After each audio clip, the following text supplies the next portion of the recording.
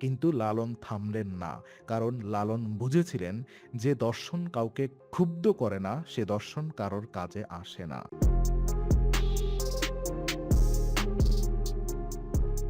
একটি প্রশ্ন, তোমার জাত কি? এই প্রশ্নটা ভারতীয় উপমহাদেশে হাজার বছর ধরে মানুষকে ভাগ করে আসছে। হিন্দু না মুসলিম, ব্রাহ্মণ না শূদ্র, উঁচু না নিচু। কিন্তু একজন মানুষ ছিলেন যিনি এই প্রশ্নের উত্তরে বললেন, সবার আমি ছাত্র হইলাম এই জনমে। হিন্দু কি জবন বলে কেউ ডাকে না মরে, না হিন্দু না মুসলিম না ব্রাহ্মণ না অস্পৃশ্য, শুধু মানুষ। এই কথা বলার জন্য তখনকার সমাজে যা লাগতো সেটা ছিল অসাধারণ সাহস, অথবা পাগলামি, অথবা দুটোই। তার নাম লালন সাহা। কিন্তু তিনি নিজে বলতেন, নামে কি হয়, লালন বলে কেউ না জানে। আজকের বিং ইনসাইডে আমরা ঢুকব সেই মানুষের ভেতরে, যিনি শুধু গান গাননি, যিনি একটি অস্ত্র বানিয়েছিলেন সুরের, এবং সেই অস্ত্র দিয়ে আঘাত করেছিলেন শতাব্দীর পর শতাব্দীর অবিচারকে। জন্মের রহস্য, পরিচয়হীনতার দর্শন। লালন শাহের জন্ম রহস্যময় ইচ্ছাকৃতভাবে, কারণ লালন নিজেই তার পরিচয় মুছে দিয়েছিলেন। অনেক গবেষক বলেন আনুমানিক ১৭৭২ সালে কুষ্টিয়া জেলার সেউড়িয়ায়। কিন্তু লালনের জন্মের কোনো নথি নেই, কোনো পরিবারের রেকর্ড নেই। এমনকি লালন নিজে কখনো বলেননি তার বাবার নাম কি, মায়ের নাম কি, তার জাত কি, তার ধর্ম কি। এটা কি অজ্ঞতা? না, এটা ছিল পরিকল্পিত, গভীরভাবে দার্শনিক। লালন বিশ্বাস করতেন মানুষের পরিচয় তার জন্মে নয়, তার কর্মে, তার সাধনায়, তার মানবতায়।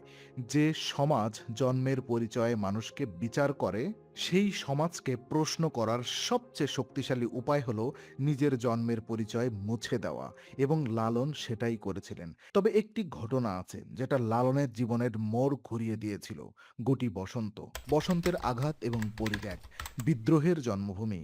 তরুণ লালন তীর্থযাত্রায় বের হলেন, সাথে দলবল, কিন্তু পথে ভয়ঙ্কর গুটি বসন্তে আক্রান্ত হলেন।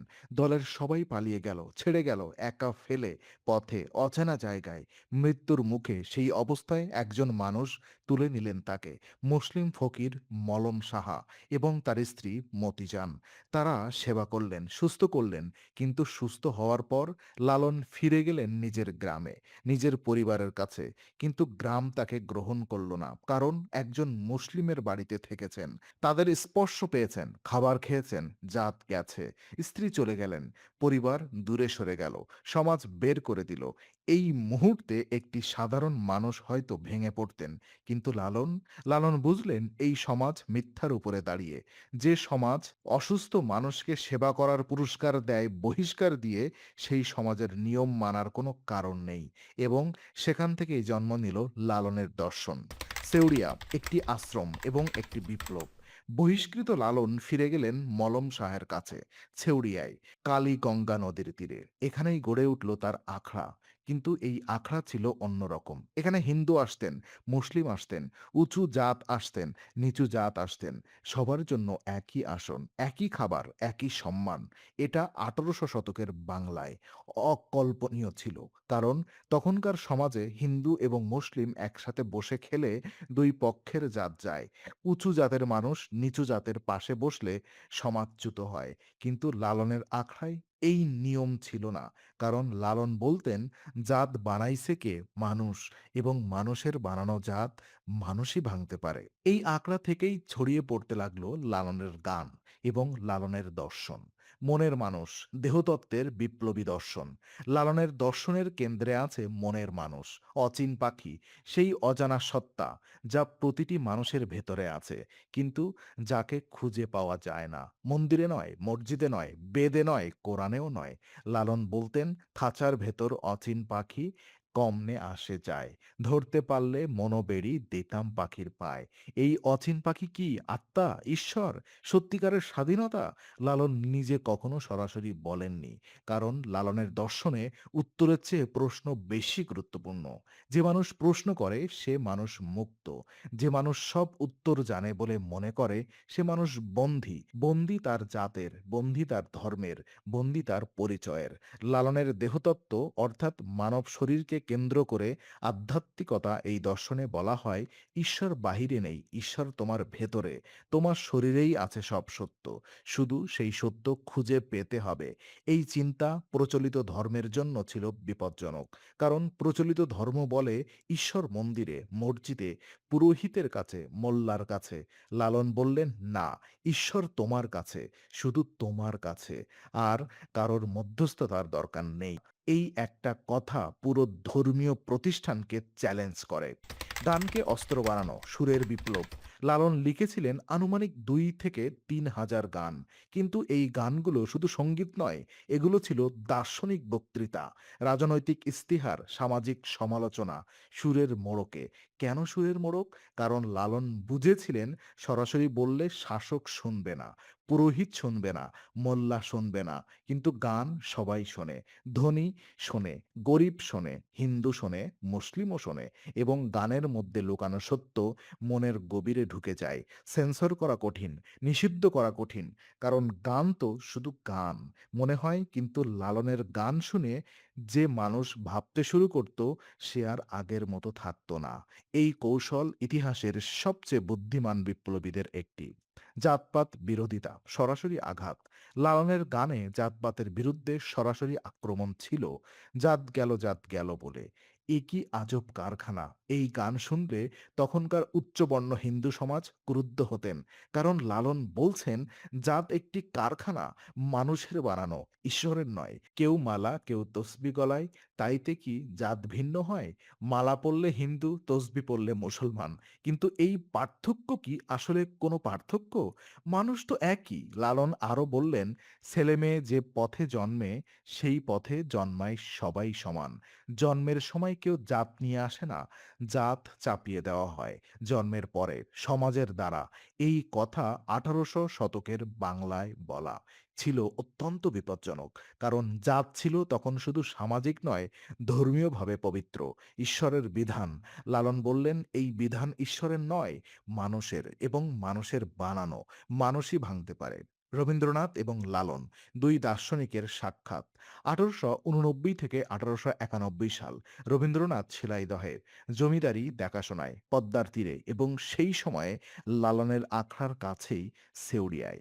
রবীন্দ্রনাথ লালনের সাথে দেখা করেছিলেন, কথা হয়েছিল, এবং লালনের গান শুনে রবীন্দ্রনাথ মুগ্ধ হয়েছিলেন। রবীন্দ্রনাথ পরে বলেছিলেন, লালনের গানে এমন কিছু আছে যা শিক্ষিত মানুষের কাছেও পৌঁছায় এবং অশিক্ষিত মানুষের কাছেও পৌঁছায়, কারণ সত্যিকারের দর্শন ভাষার সীমা পেরিয়ে যায়। রবীন্দ্রনাথ লালনের ১৫০টি গান সংগ্রহ করেছিলেন, তার পত্রিকায় প্রকাশ করেছিলেন, এবং লালনের দর্শন রবীন্দ্রনাথের নিজের চিন্তায়ও প্রভাব ফেলেছিল। রবীন্দ্রনাথের মানবধর্ম অনেকটা লালনের উত্তরাধিকার, কিন্তু এখানে একটি পার্থক্য আছে। রবীন্দ্রনাথ ছিলেন ঠাকুরবাড়ির মানুষ, শিক্ষিত, সমৃদ্ধ, তার দর্শন ছিল উপর থেকে নিচে। লালন ছিল বহিষ্কৃত, প্রান্তিক, তার দর্শন ছিল নিচ থেকে উপরে। এই পার্থক্যটাই লালনকে করেছে আরো বিপ্লবী। ঔপনিবেশিক শাসন এবং লালন দুটি শত্রু। লালন বেঁচে ছিলেন ব্রিটিশ ঔপনিবেশিক শাসনের সময়, এবং ব্রিটিশ শাসন লালনের দর্শনের জন্য ছিল আরেকটি শত্রু, কারণ ব্রিটিশ শাসন টিকে ছিল বিভাজনের উপরে, হিন্দু বনাম মুসলিম, উঁচু জাত বনাম নিচু জাত। এই বিভাজন থাকলে ভারতীয়রা একতাবদ্ধ হবে না, একতাবদ্ধ না হলে ব্রিটিশকে বের করা যাবে না। লালনের দর্শন এই বিভাজনকে প্রশ্ন করছিল, বলছিল হিন্দু মুসলিম এক, উঁচু নিচু জাত মিথ্যা। এই বার্তা ব্রিটিশদের জন্য বিপজ্জনক ছিল, কিন্তু লালন সরাসরি রাজনীতিতে আসেননি। তার অস্ত্র ছিল সঙ্গীত, দর্শন, মানবতা, এবং এই অস্ত্র সরাসরি বন্দুকের চেয়ে বেশি কার্যকর, কারণ বন্দুক মানুষ মারে, কিন্তু গান মানুষকে জাগায়। সমালোচনা এবং বিরোধিতা, চারদিক থেকে আক্রমণ। লালনের জীবন সহজ ছিল না, তিনি চারদিক থেকে বিরোধিতার মুখে পড়েছিলেন। হিন্দু সমাজ বলতো এই লোক জাত মানে না, সমাজের শৃঙ্খলা ভাঙছে, একঘরে করতে হবে। মুসলিম সমাজ বলতো এই লোক শরীয়ত মানে না, সুফি হলেও এর দর্শন বিদাত, ধর্মবিরোধী। ব্রিটিশ প্রশাসন সতর্ক দৃষ্টিতে দেখত, এত মানুষ জড়ো হচ্ছে, কি হচ্ছে? বিদ্রোহের পরিকল্পনা? কিন্তু লালন থামলেন না। কারণ লালন বুঝেছিলেন যে দর্শন কাউকে ক্ষুব্ধ করে না, সে দর্শন কারোর কাজে আসে না। প্রকৃত সত্য সবসময় অস্বস্তিকর। কারণ সত্য ক্ষমতাকে প্রশ্ন করে এবং ক্ষমতা কখনো প্রশ্ন পছন্দ করে না। মৃত্যু এবং শেষ কথা, একটি রহস্যময় বিদায়। ১৮৯০ সালের অক্টোবর, লালন শাহ অসুস্থ, গভীরভাবে। শেষ রাত। শিষ্যরা জিজ্ঞেস করলেন, "আপনার শেষ কথা কি?" লালন বললেন, "আমি কিছু জানি না। সব জানি এই দুটো কথাই মিথ্যা। যাও, নিজে খোঁজো।" এই কথার পরে লালন চুপ করে গেলেন এবং চলে গেলেন। ১১৬ বছর বয়সে অথবা ৭০ বছর বয়সে। বয়সটাও অনিশ্চিত। কারণ লালন কখনো নিজের জন্মের কথা বলেননি। মৃত্যুর পরেও তার সমাধি নিয়ে বিতর্ক। হিন্দু রীতিতে সৎকার নাকি মুসলিম রীতিতে? শিষ্যরা বললেন, তিনি কোনো রীতি মানতেন না। তাই শুধু কবর দেওয়া হলো সাদাসিধে, লেবেল ছাড়া, পরিচয় ছাড়া, যেভাবে তিনি জীবন কাটিয়েছিলেন। লালনের উত্তরাধিকার বিপ্লব, যা থামেনি। লালন মারা গেছেন কিন্তু তার আন্দোলন থামেনি। বাউল সঙ্গীত আজও বাংলার মাঠে ঘাটে। লালনের গান আজও গাওয়া হয়, কিন্তু একটি দুর্ভাগ্যজনক সত্য আছে। লালনের গান আজ অনেকটা পর্যটন পণ্য হয়ে গেছে। বিদেশি পর্যটকরা আসেন সেউরিয়ায়, ছবি তোলেন, বাউলের পোশাক পরা মানুষ দেখেন, গান শোনেন এবং মনে করেন এটাই লালন। কিন্তু লালনের আসল বার্তা, সেটা কি পৌঁছেছে? লালন বলেছিলেন, জাত মানো না, ধর্মের নামে বিভাজন মানো না, মানুষকে মানুষ হিসেবে দেখো। কিন্তু আজও বাংলাদেশে, আজও পশ্চিমবঙ্গে জাতিভেদ আছে, ধর্মীয় বিভাজন আছে, সংখ্যালঘুদের উপর অত্যাচার আছে। তাহলে কি লালন ব্যর্থ? না। কারণ লালন একটি প্রশ্ন রেখে গেছেন এবং সেই প্রশ্ন প্রতিটি প্রজন্মকে বিদ্ধ করে।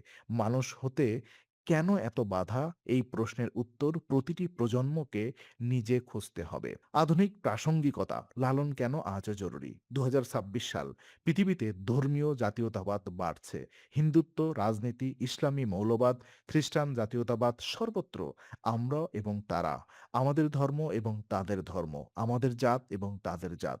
এই পরিস্থিতিতে লালনের দর্শন আগের চেয়ে বেশি জরুরি। কারণ লালন বলেছিলেন, এই বিভাজন মানুষের তৈরি এবং মানুষই এটা ভাঙতে পারে। কিন্তু এর জন্য সাহস লাগে। লালনের মতো সাহস, যে সাহস বলে, আমার জাত নেই, আমার ধর্ম নেই, আমি শুধু মানুষ, এই কথা বলা আরো বিপজ্জনক। অনেক জায়গায় কিন্তু এই বিপজ্জনক কথাটাই সবচেয়ে জরুরি। লালন একবার গেয়েছিলেন, সব লোকে কয় লালন কি জাত সংসারে, লালন বলে জাতের কি রূপ দেখলাম না এই নজরে। সবাই জিজ্ঞেস করে লালনের জাত কি? লালন বলে, জাতের কোনো রূপ আমি দেখিনি। এই গান গাওয়া হয়েছিল প্রায় ২৫০ বছর আগে। কিন্তু আজও এই প্রশ্নটা করা হয়, তোমার জাত কি? তোমার ধর্ম কি? তুমি কোন দলে? লালন বলছেন, এই প্রশ্নগুলো ভুল প্রশ্ন। সঠিক প্রশ্ন হলো, তুমি কি মানুষ? তুমি কি অন্য মানুষকে মানুষ মনে করো? তুমি কি ভালোবাসতে পারো? শুধু এতটুকুই যথেষ্ট। বাকি সব মানুষের তৈরি এবং মানুষের তৈরি সবকিছু বদলানো যায়। লালন একা ছিলেন, প্রত্যাখ্যাত, বহিষ্কৃত। কিন্তু তিনি একটি গান দিয়েছেন, একটি আন্দোলন তৈরি করেছিলেন, যে আন্দোলন আজও চলছে প্রতিটি মানুষের মনে, যে প্রশ্ন করে কেন আমরা ভাগ হয়ে আছি? কেন জাত আছে? কেন ধর্ম মানুষকে আলাদা করে? এই প্রশ্নগুলোই লালনের সত্যিকারের উত্তরাধিকার। এবং যতদিন মানুষ এই প্রশ্ন করবে, লালন বেঁচে থাকবেন গানে, দর্শনে এবং সেই অচিন পাখির খোঁজে, যে পাখি এখনো ধরা দেয়নি। কিন্তু খোঁজাটাই মুক্তির পথ। বিং ইনসাইড, সত্যের সন্ধানে।